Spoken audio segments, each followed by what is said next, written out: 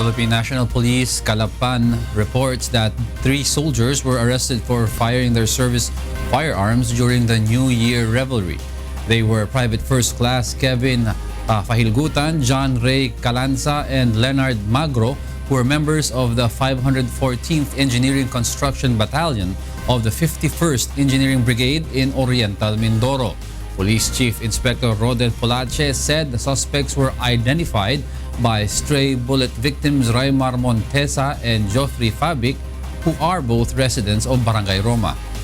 Ay ang ibig papunta illegal discharge of firearms at yung mga biktima po ay may pagkakataon pa rin po sila na magsampal dahil dun sa pagkakatama sa kanilang ng baril or either kung ito ba intentional or unintentional sa homicide, frustrated homicide po siguro papasok.